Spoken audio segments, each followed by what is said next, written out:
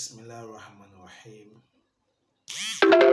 Wassalatu wassalam ala khayr khalqillah Sayyidina Muhammad wa alihi wa sahbihi ajma'in. Assalamu alaikum wa rahmatullahi wa barakatuh. And inshallah today we shall be discussing a very essential topic, which is Ramadan and growth. Ramadan and increasement. When you say Ramadan, alhamdulillah, every one of us is aware of Ramadan, and Ramadan is ongoing, and we are all involved. We thank Allah who has paid and strengthened our lives to be part of those who are still embarking and observing Ramadan rites.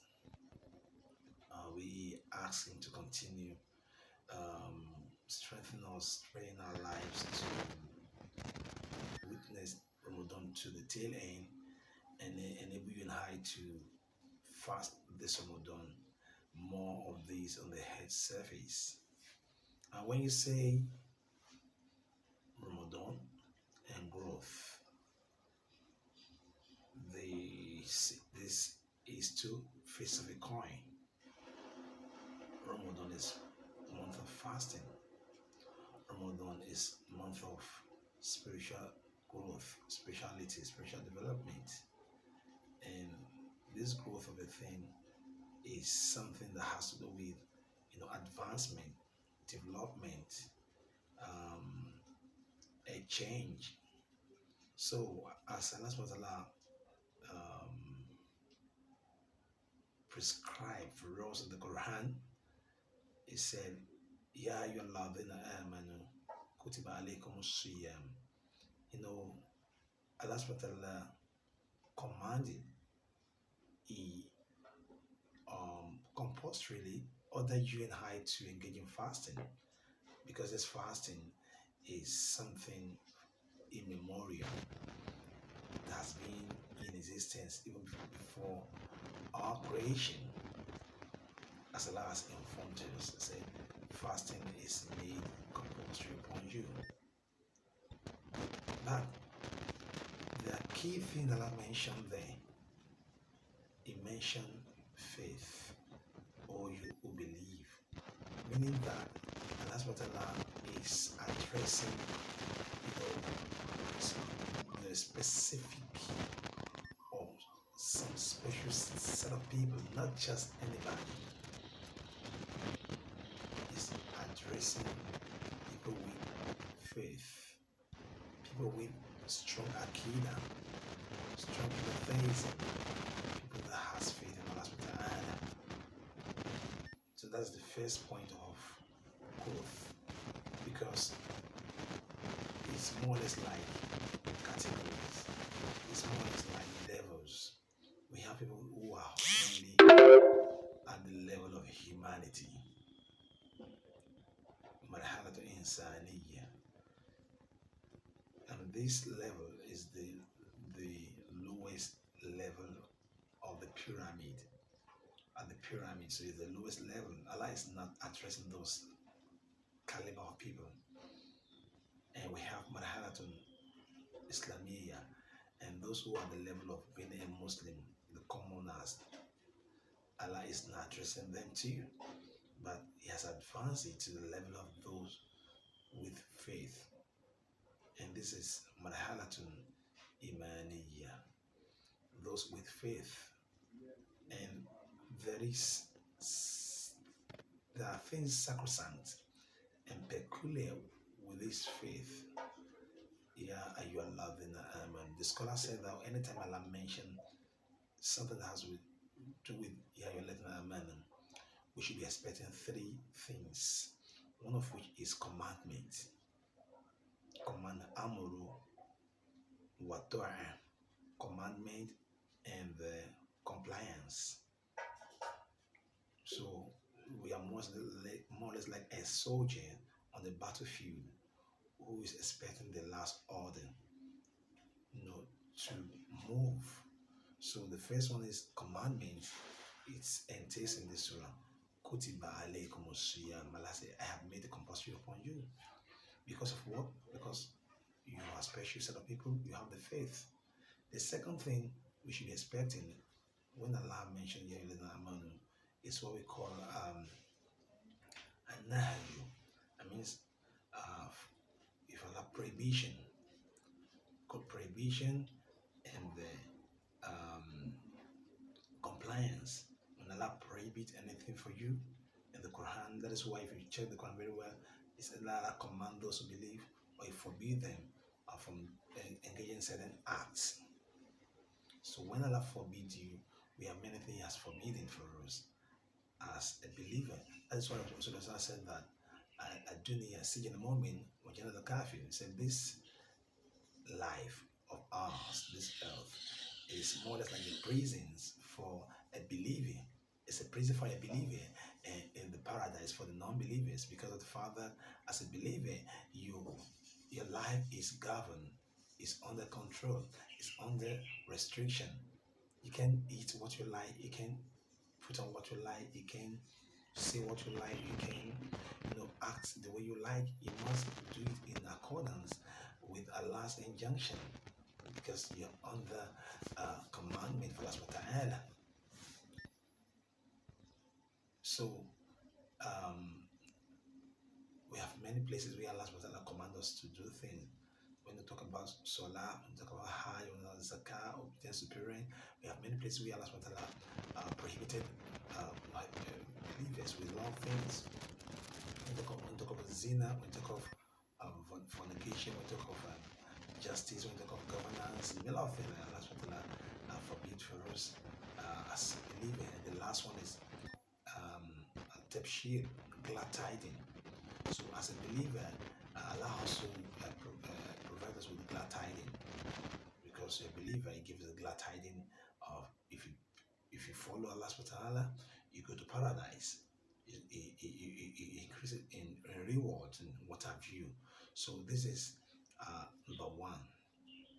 So this is a growth. Allah wants us to grow from the level of the commoners to the level of those who have faith in Him, because faith is a special thing. It's a special thing. That's why you see in many places in the Quran, Allah says, "Yarfa alladhina amanu minkum." Yarfa Allahu alladhina amanu minkum. Allah said, we shall elevate, we shall increase, we shall hype those who believe among you. Believers, they are always on the scale of elevation, on the scale of growth. We shall increase them. And that is not the objective. There's an objective behind this fasting, and the objective and the motives is growth. Yes, growth. And that is why we want to accompany growth. The first phase of growth is learning. When you learn and the change, learning brings about change. So when you change, then the change bring about what we call growth. So therefore, Allah wants us to change so that we can have the growth, we can develop. And He said, لَعَلَّكُمْ تَتَّقُونَ, so that you have the fear of Allah subhanahu wa ta'ala. لَعَلَّكُمْ تَتَّقُونَ. It means the motives, the objective for this fasting is to attain piety. So you want to advance from the level of iman, level of faith, to the level of piety. So, and to get to this level of piety, there are certain things you need to do. That is why in the Quran, Allah subhanahu wa ta'ala always, put piety as the end point, the major derivatives of every action we do. When Allah subhanahu wa ta'ala mentioned Salah, when He mentioned Zakah, when He mentioned Hajj, when He mentioned Ramadan, fasting, and the But since behind everything is what?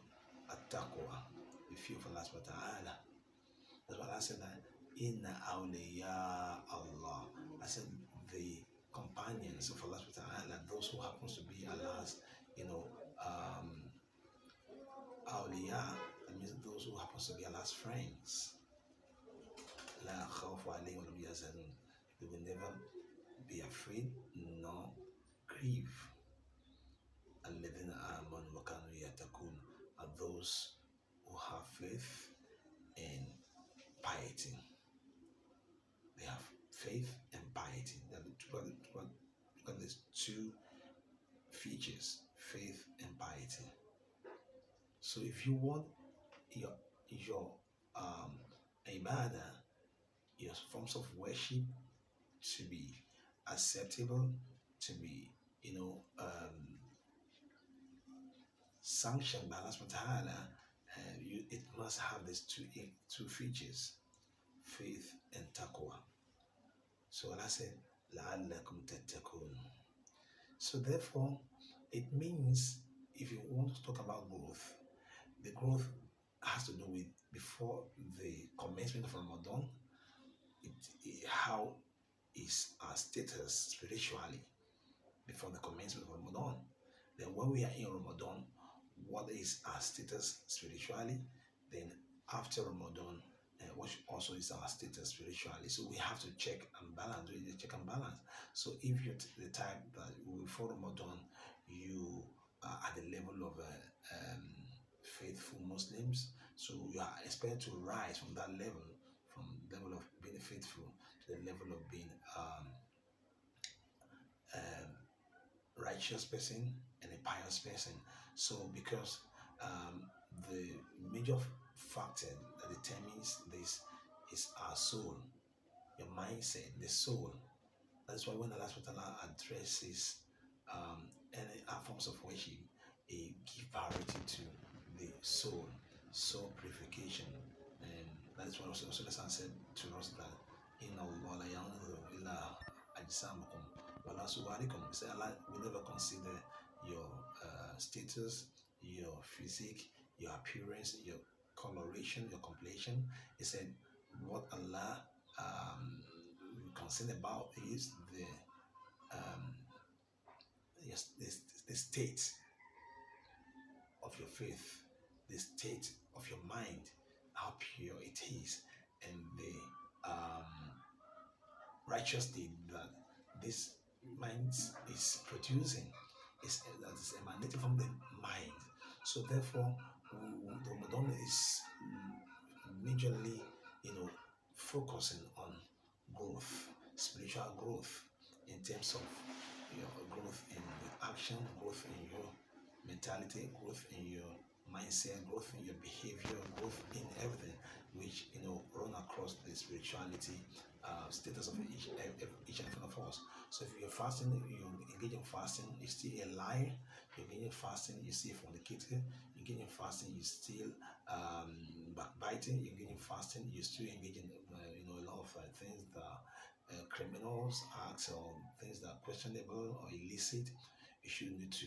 It means your fasting is having a question mark. You're not growing spiritually. You're not growing spiritually. The spirituality is not questionable. So therefore, it's so essential and so keen that as Muslim, we must look at how we can rise from that level we are before Ramadan and to the next level during Ramadan, and advance to higher level after Ramadan. So if you look at this, what we are used to do a check and balance is our relationship with all our act of worship. So we're looking at all the act of worship, like our salah, the salah. How do you observe your salah? How does the salah follows the injunction of Allah? How do you emulate Allah, Prophet Sallam, in terms of your salah, your zakah, your hajj, your relationship with the Quran, your qiyamul layl, your tilawat Quran, your almsgiving, the way you compose yourself in terms of forms of interaction with fellow people within your society, and what have you. These are things that culminate to give you, this excellent states of spiritual growth, and that we accord reward you, a very huge reward before Allah subhanahu wa ta'ala.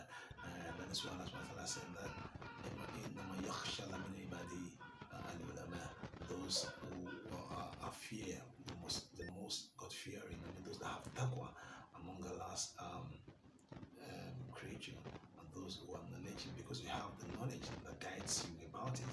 So the knowledge that shed light on what you're doing, you're not just doing it, you're doing it, being guided. You know the do's and the don'ts. You know what it takes to grow. You know what will bring you down backward. You know what can fast track your growth. These are things we need to get right. We pray to Allah subhanahu wa ta'ala to accept this list as an act of worship and add it to the script of our good deeds. Assalamu alaikum wa rahmatullahi wa barakatuh.